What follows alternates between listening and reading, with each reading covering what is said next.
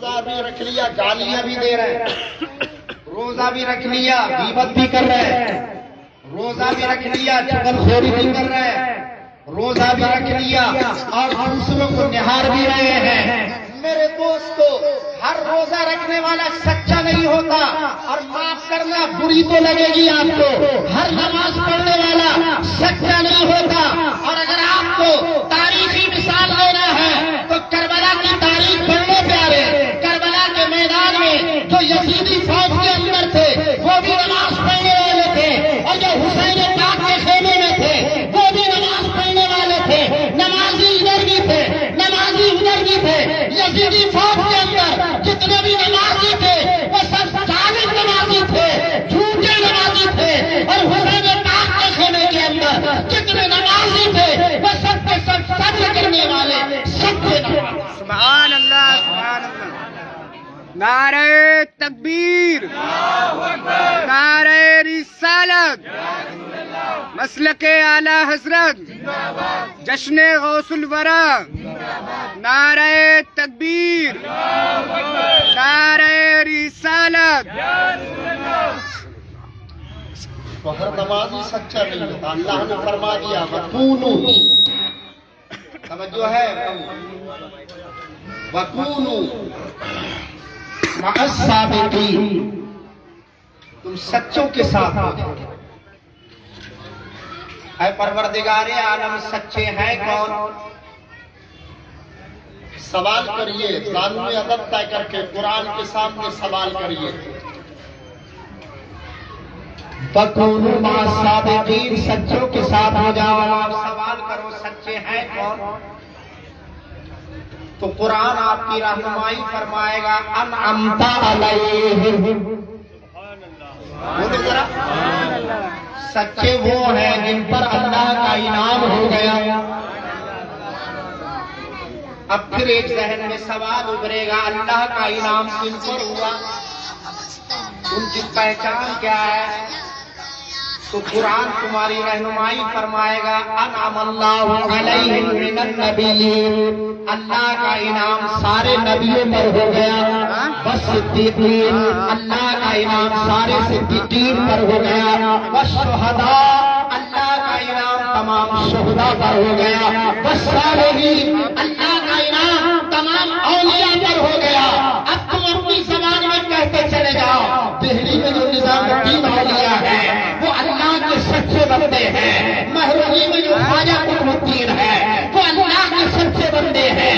कलियर में जो साबिर पाक है वो अल्लाह के सच्चे बंदे हैं। मकीनपुर में जो शाह कुतुबुल मदार है वो अल्लाह के सच्चे बंदे हैं। बदायूं में जो मशाइख बदायूं है वो अल्लाह के सच्चे बंदे हैं। महाराणा में जो आले रसूल है वो अल्लाह के सच्चे बंदे हैं। मेरे दोस्तों की छोटा में जो मद्दू में सिमरानी है वो अल्लाह के सच्चे बंदे हैं। देवा में जो वारिस से पाक है वो अल्लाह के सच्चे बंदे हैं। अजमेर में जो गरीब जवान है वो अल्लाह के सच्चे बंदे हैं। और बगदाद में जो मौत से पाक है अल्लाह के वो सच्चे बंदे हैं। सुभान अल्लाह, सुभान अल्लाह। नारे तकबीर, नारे रिसालत, सुभान अल्लाह, सुभान अल्लाह। की मजलिस आपने मुनाफिक की, जानते इनकी थोड़ी सी तारीख नहीं जानते होंगे। 470 हिजरी में आप पैदा हुए। जीलान की कुर्बत में एक बस्ती थी वहां, और रमजान मुबारक का मुकद्दस महीना और एक तारीख और दिन जुमा का, दिन जुमा का तारीख पहली और महीना रमजानुल मुबारक। आज हमारे घरों में भी बच्चे पैदा होते हैं ना, तो क्या कभी आपने देखा बच्चा पैदा हुआ हो उसकी माँ ने उसे घुट्टी ना पिलाई हो, दूध ना पिलाया हो? कभी ऐसा हुआ? बच्चा पैदा होता है, दाई उसकी घाटी साफ करती है, नर्स कहती है घुट्टी पिलाओ, बाल जीवन घुट्टी पिलाओ, ये पिलाओ वो पिलाओ, और फिर माँ का दूध पिलाओ। ना माँ को कोई गर्व है, ना डॉक्टर को कोई गायक है। भले ही महीना रमजान का हो, भले ही तारीख 15 हो, दूध पिलाया जाएगा। बच्चे की पैदाइश हुई तो बच्चे को कुछ ना कुछ खिलाया पिलाया जाएगा। लेकिन ये दुनिया जिनको बड़े पीर साहब गौसे आजम के नाम से याद करती है, जुमा का दिन, रमजान की पहली तारीख, सरकार गौसे आजम हजरत फातिमा उम्मुल खैर, आपकी वालिदा माजिदा का नाम उनके बदन से दुनिया गीती पर तशरीफ लाए। आप दूध पिलाना चाहती हैं, गौसे आजम मुंह फेर लेते हैं। आप दूध पिलाना चाहती हैं, सरकार गौसे आजम मुंह फेर लेते हैं। बारह कोशिश की आपकी वालिदा माजिदा ने कि इनको दूध पिलाएं, जब तक दूध पिलाना चाहती हैं मुंह को फेर लेते हैं। सुबह से दोपहर हो गई, दोपहर से तीसरा पहर, तीसरा पहर से चौथा पहर, और जब चौथे पहर का आखिर हो जाता है, कीरान के करीब से अजान की आवाज आती है, तो गौसे आजम पीने के लिए मुंह को खोल देते हैं।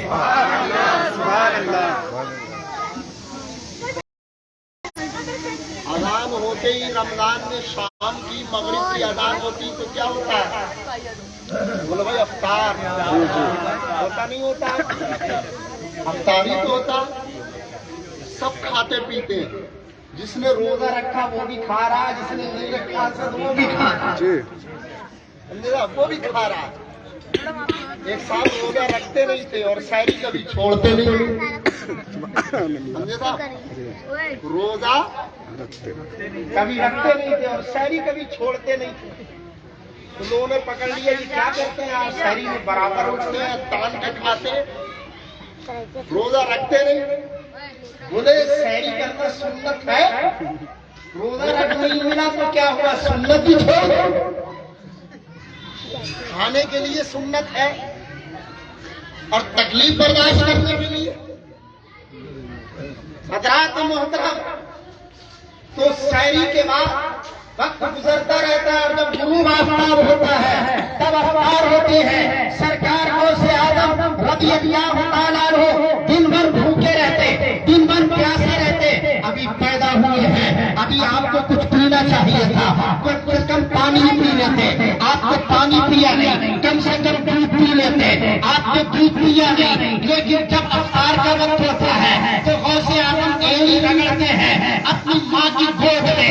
मेरे दोस्त रोते हैं और कहते हैं रो रो कर, अम्मी जान अब दूध पिलाओ, अब दूध पिलाओ। अब अफ्तार का वक्त हो गया है, मैंने सुबह से कुछ नहीं खाया है, मैंने सुबह से कुछ नहीं खाया है, मैंने रोजा रखा है। अल्लाह अकबर कबीरा। आज पूछो उलमाए किराम से, आज पूछना अपनी मस्जिद के इमाम से, रोजा रखना किस पर फर्ज होता है?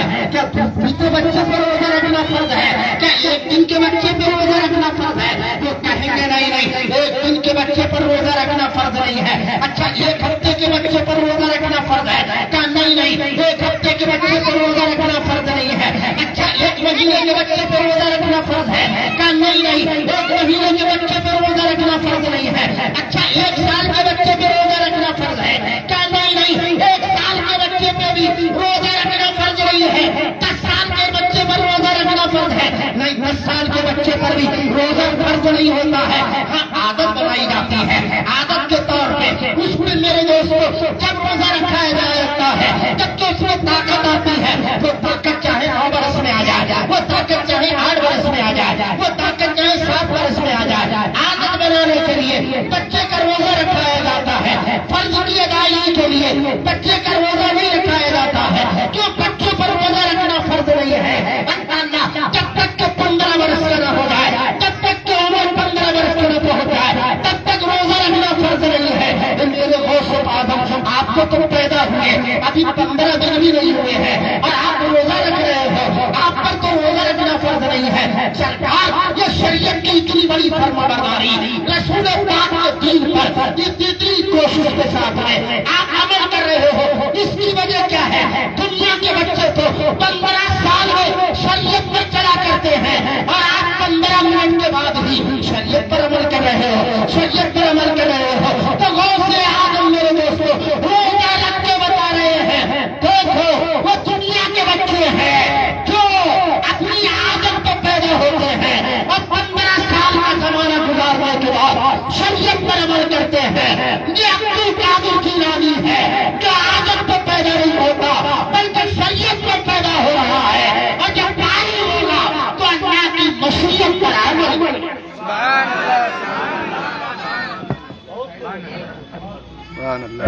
बच्चों बैठो नीचे। अल्लाह की मशीयत पर अमल करें।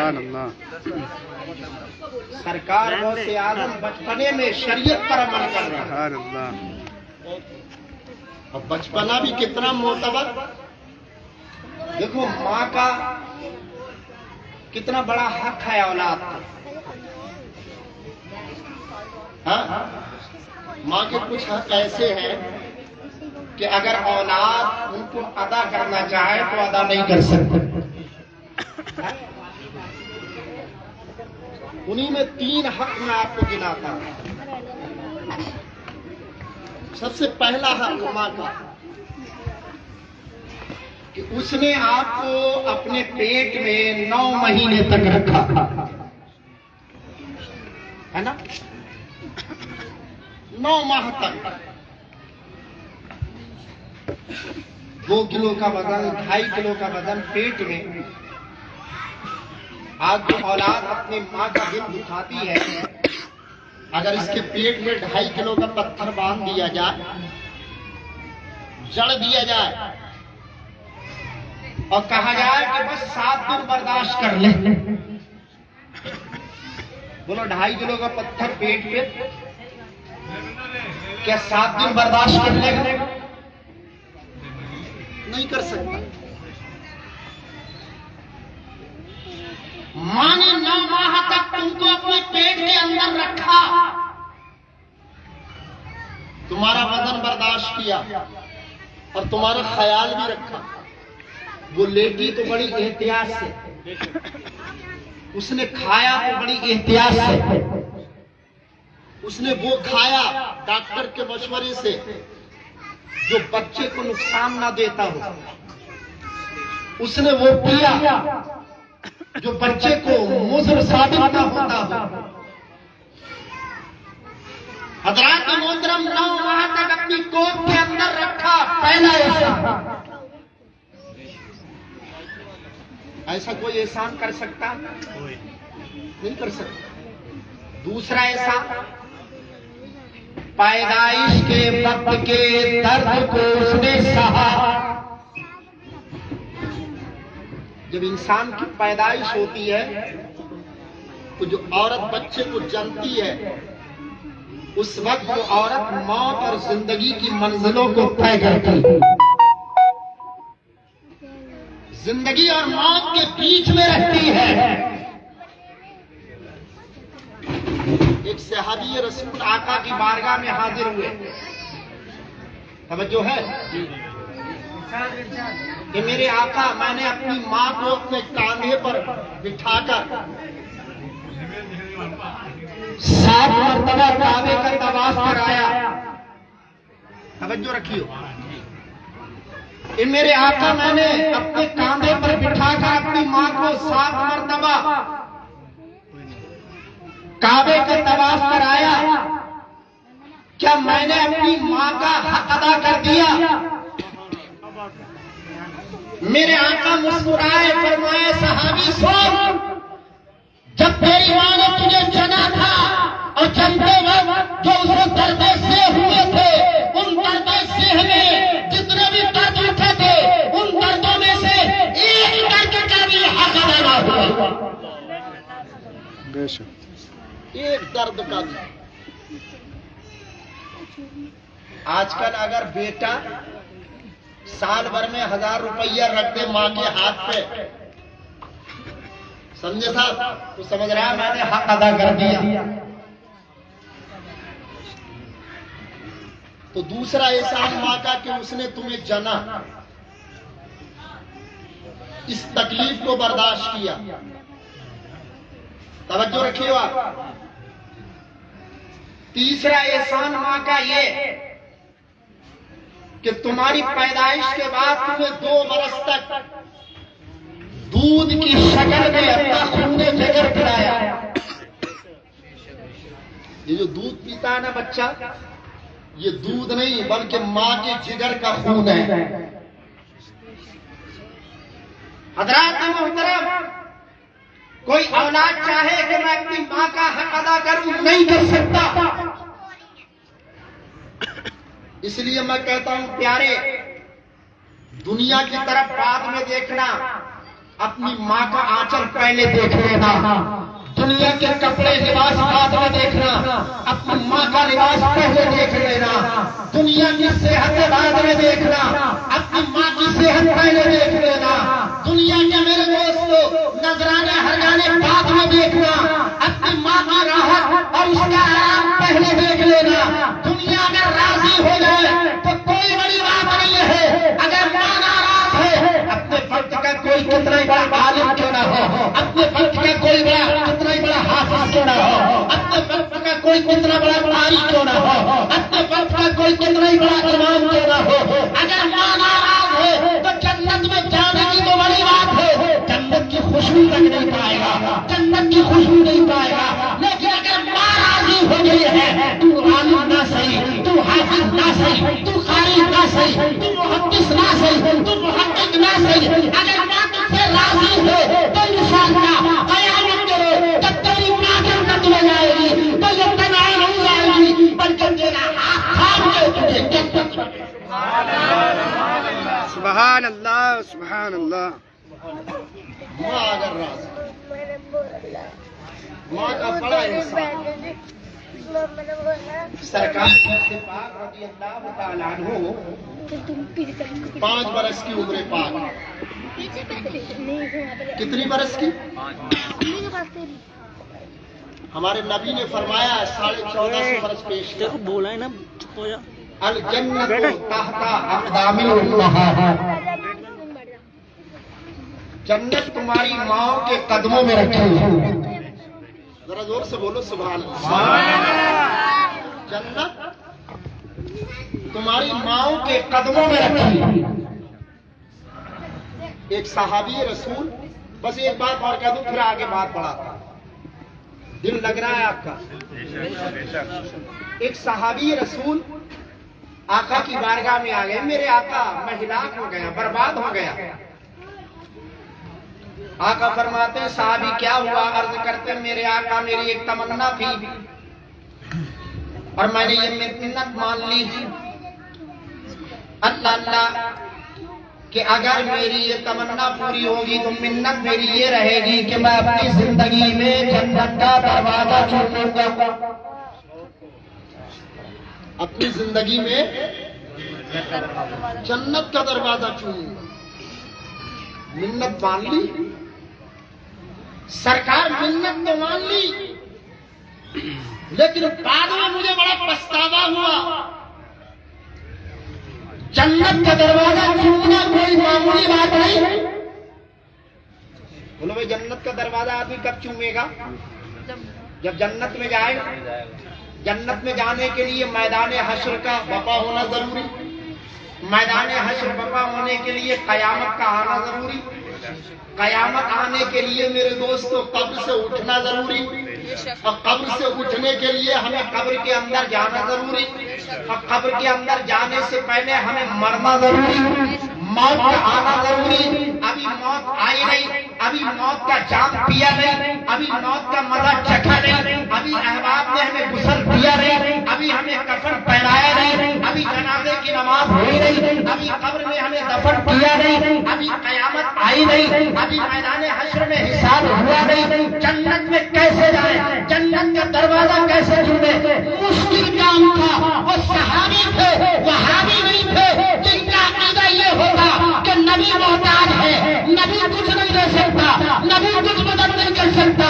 वो सहाबी थे, जान रहे थे काम मुश्किल है तो क्या हुआ? मुश्किल कुछ नबी बन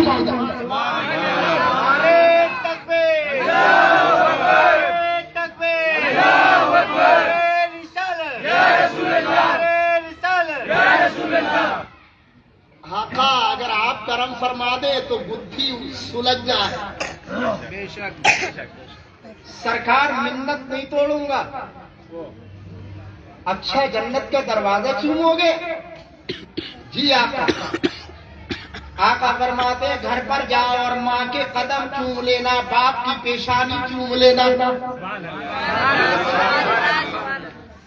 अगर तुमने घर पे जाके अपने माँ के कदम चूम लिए, बाप की पेशानी चूम ली, तो तुमने अपनी जिंदगी में ये जन्नत का दरवाजा चूम लिया। देखो मेरे आका ने कैसी बुद्धि सुलझाई। एक तो बुद्धि सुलझी और दूसरे माँ बाप की अजमत हमें पता चली, है ना भाई?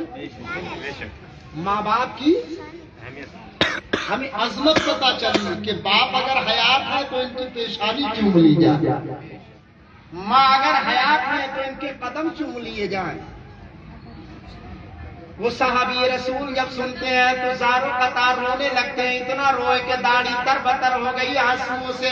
अल्लाह मेरे आका फरमाते अब क्या बात है? अर्ज करते मेरे आका मैं तो हिलाक हो गया, बर्बाद हो गया। फरमाया अब क्या हुआ? अर्ज करते मेरे आका मेरी माँ का इंतकाल हो गया, मेरे बाप का इंतकाल हो गया। अब मैं किसकी पेशानी चूमूं, अब मैं किसके कदम चूमूं? मेरे आका मौला मुश्किल कुशा नबी वहां पर मौजूद है। आका फरमाते सहाबी